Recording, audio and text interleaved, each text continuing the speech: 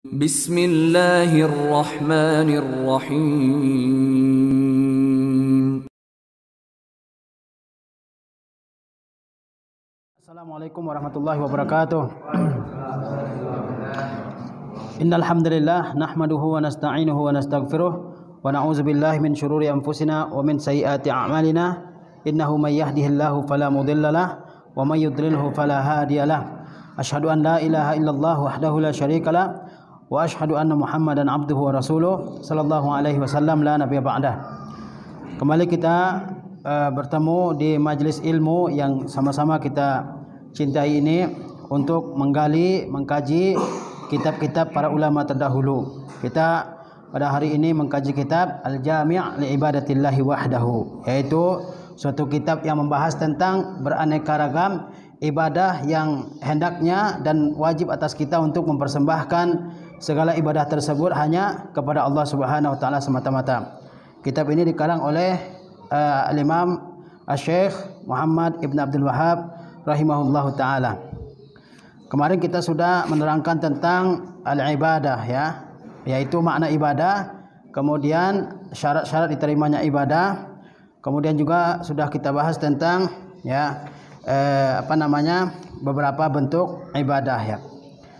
Kemudian sekarang kita lihat perkataan Syekh Muhammad Ibn Abdul Wahhab, ya, kata Syekh, ya, fa in qila famal jami' li ibadatillahi wahdahu, maka jika ditanyakan, qila ditanyakan di sini, famal jami' li ibadatillahi wahdahu, apa definisi yang al-jami', ya, definisi yang jami', yang lengkap, li ibadatillahi wahdahu, mengenai ibadah kepada Allah Subhanahu wa taala semata-mata. Apa definisi yang lengkap tentang makna ibadah kepada Allah Subhanahu wa taala semata-mata? Qultu, maka aku katakan, kata Syekh rahimahullah, ta'atuhu, yaitu menaati Allah Subhanahu wa taala, bimtithali awamirihi, dengan mengerjakan perintah-perintahnya, wajtinabi nawahi, dan menjauhi larangan-larangannya. Ya, jadi ini definisi ibadah yang diterangkan oleh Syekh Muhammad Ibn Abdul Wahhab secara ringkas, ya. Definisinya ringkas. Kata Syekh apa? Jika seandainya ada yang bertanya kepada kita, apa yang dimaksud dengan ibadah itu?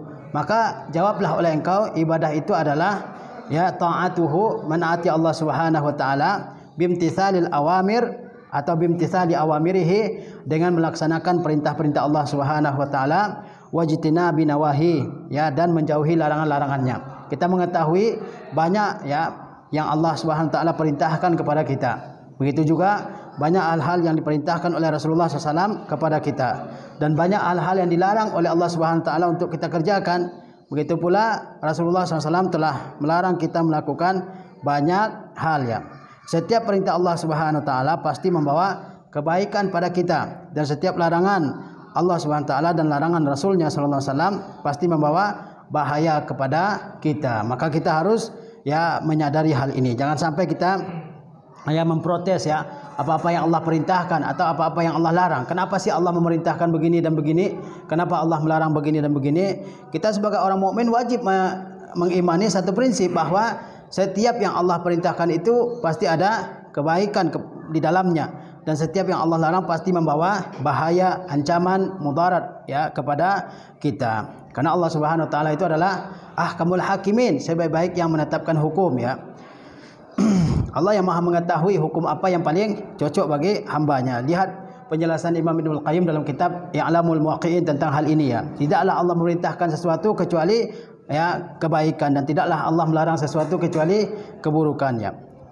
Setelah kita sebutkan pengertian ibadah secara singkat yang disebutkan oleh Syekh Muhammad Ibn Abdul Wahhab, kita lihat penjelasan dari Syekh Shalih Al-Fauzan, ya. Ya, kata Syekh Shalih Al-Fauzan, ya, ketika menjelaskan, ya, tentang definisi ibadah ini, kata beliau, wa syaikhuhuna yaqulu, Syekh Muhammad Ibn Abdul Wahhab di sini berkata, fa in qila, jika dikatakan, yakni, yaitu, lau su'ilta, jika kamu ditanya, ya, mal jami' li ibadatillah, ai ma huwa ta'riful jami' li ibadatillah bi ikhtisarin, ya, kalau dikatakan apa yang menghimpunkan, ya tentang makna ibadah kepada Allah. Maksudnya apa definisi yang menghimpun, yang mencakup ya semua bagian unsur ibadah kepada Allah Subhanahu wa taala biikhtisari secara ringkas. Fa innaka taqulu, maka kamu akan menjawab ta'atuhu, menaati Allah Subhanahu wa taala bimtithali awamirihi wajtinabi nawahi. Ya, menaati Allah Subhanahu wa taala dengan mengerjakan perintah-perintahnya dan menjauhi larangan-larangannya. Allah memerintahkan kita bertauhid, Allah memerintahkan kita mengerjakan salat, Allah memerintahkan kita berbakti kepada kedua orang tua kita, Allah memerintahkan kita berusaha di atas muka bumi ini, Allah memerintahkan kita jujur, Allah memerintahkan kita menuntut ilmu dan seterusnya. Ini semuanya adalah ibadah kepada Allah Subhanahu wa taala. Dan larangan-larangannya, ya, Allah melarang kita syirik, Allah melarang kita dengki, Allah melarang kita merusak di muka bumi, Allah melarang kita berbuat kufur, Allah melarang kita berbuat nifak dan seterusnya. Ketika kita jauhi larangan-larangan Allah ini, itu artinya kita sedang mengerjakan perintah Allah Subhanahu wa taala, ya. Dan kita sedang menjauhi larangan-larangan Allah Subhanahu wa taala. Kemudian Syekh Shalih Al-Fauzan mengatakan, ya, menjelaskan perkataan Syekh Muhammad Ibn Abdul Wahhab.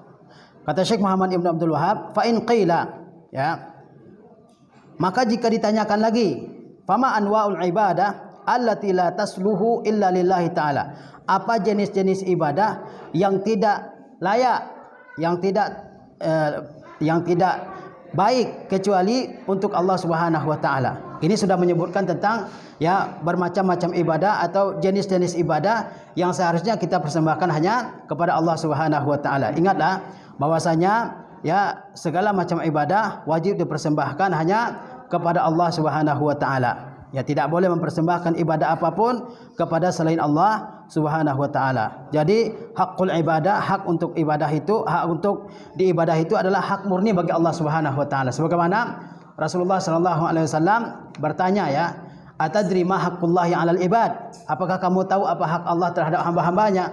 Kemudian Muaz bin Jabal menjawab mengatakan Allah wa rasuluhu a'lam. Allah dan Rasulnya lebih mengetahui. Kemudian Rasulullah menyebutkan apa hak Allah terhadap hambanya. Kata Rasulullah apa? Haqqullahi 'alal ibad an ya'buduhu wa la yusyriku bihi syai'a. Hak Allah terhadap hambanya adalah mengibadahinya dan tidak menyekutukan dia dengan segala sesuatu, ya.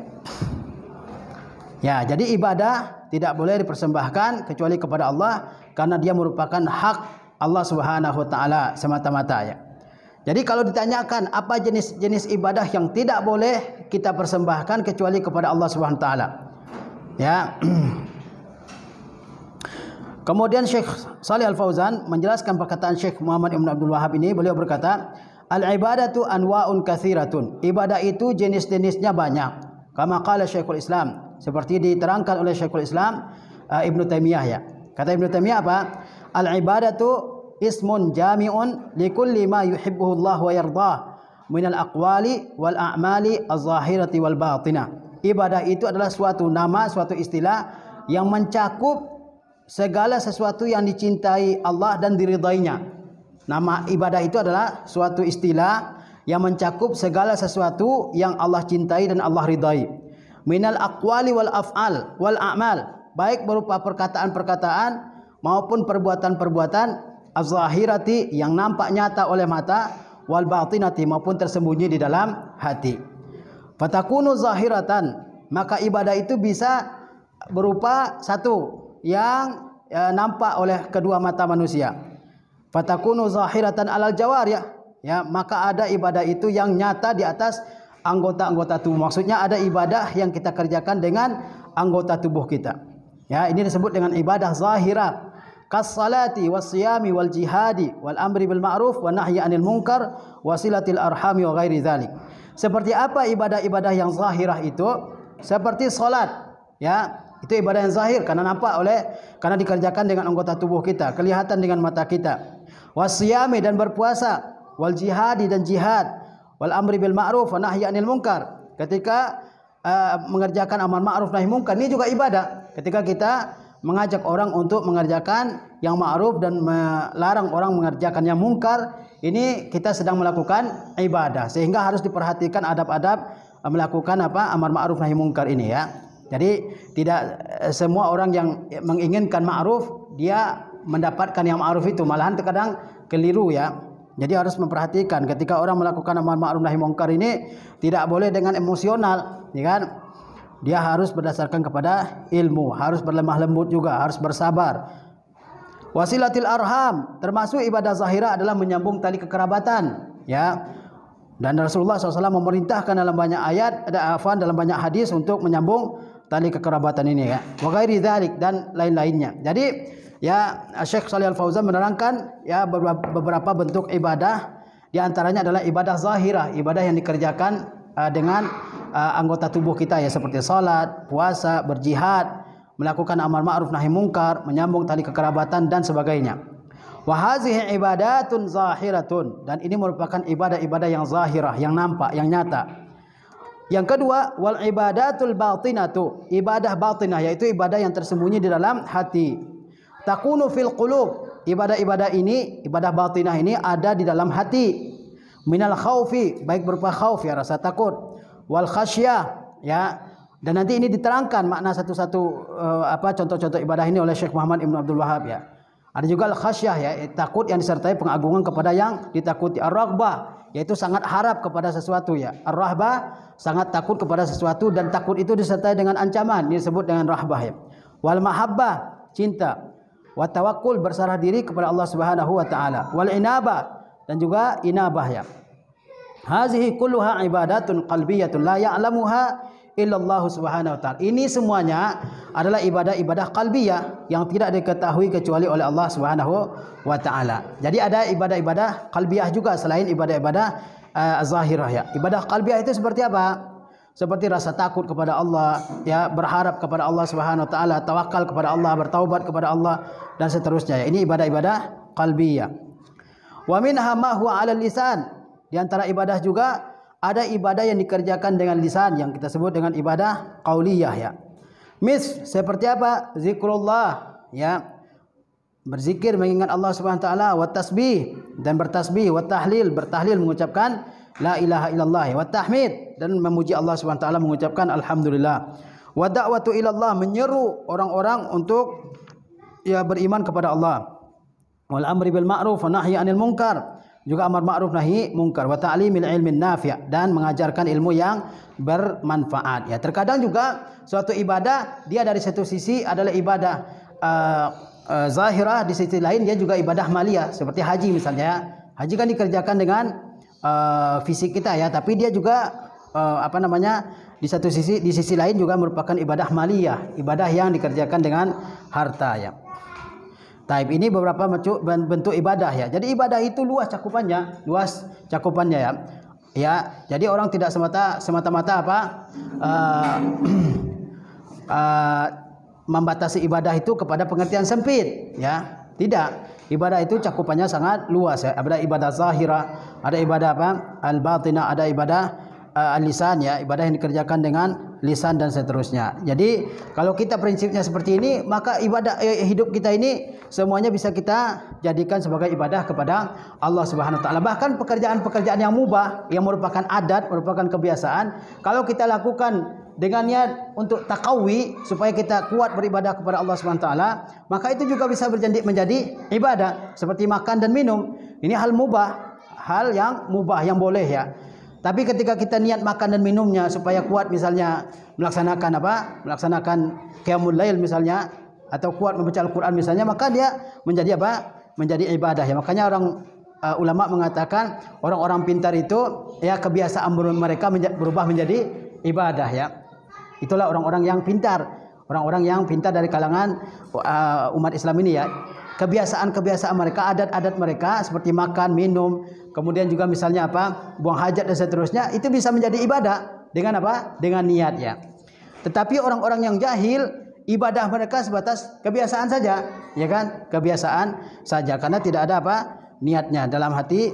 Yang niat itu karena Allah Subhanahu wa taala, ya.